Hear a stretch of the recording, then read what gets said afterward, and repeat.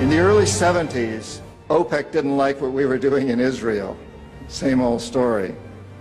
And so they cut off our oil supplies. So some of you will remember these long lines at the gas stations.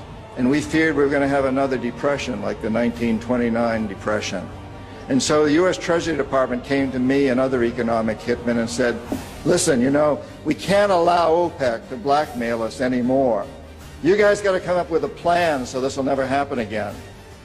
We knew that that plan had to involve Saudi Arabia because it had more oil than anybody else. We did the deal we finally struck with the House of Saud was a deal whereby they would return almost all the money they made from selling oil to the United States invested in U.S. government securities.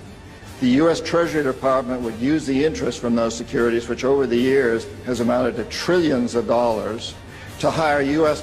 companies to westernize Saudi Arabia, build petrochemical complexes, desalinization plants, whole cities out of the desert, McDonald's and all the other things that go along with our Western culture. The House of Saud would also agree to keep the price of oil within limits acceptable to the oil companies, possibly not acceptable to you and me, but acceptable to the oil companies. And this is very, very important. They agree that they would never, ever sell oil for anything other than U.S. dollars. It was an amazing deal, the deal of the century. It was history-making, incredibly powerful deal that we struck with Saudi Arabia. The corporatocracy looked at this as an incredible success. I had done my job. We economic hitmen did a great job with that one. So we decided that Saddam Hussein ought to accept something very similar.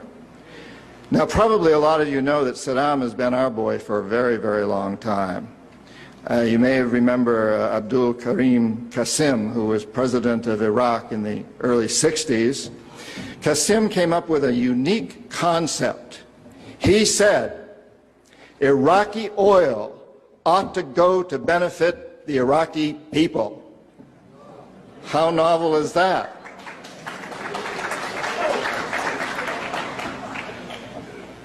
But we didn't like that very much.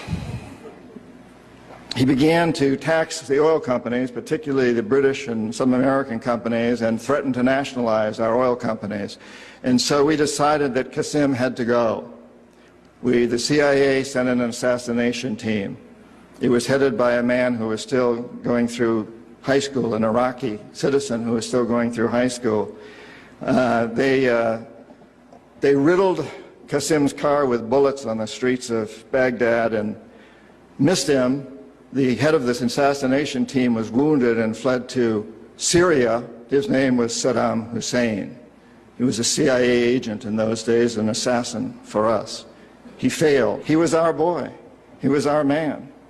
And so, and we sold him a lot of, and gave him a lot of tanks. We built him, Bechtel built him big chemical, I ought to know, my father-in-law was chief architect at Bechtel, built Saddam big chemical plants that were used, and we knew that they were used to make mustard gas and other chemical weapons that were being employed against the Kurds and later the Iranians. We knew this, but we sold him these things. You have to remember that Middle Eastern oil is the oil that's used by a great deal of Europe and China and Japan. If we control Middle Eastern oil, we control our biggest potential competitors, Japan, China, Europe.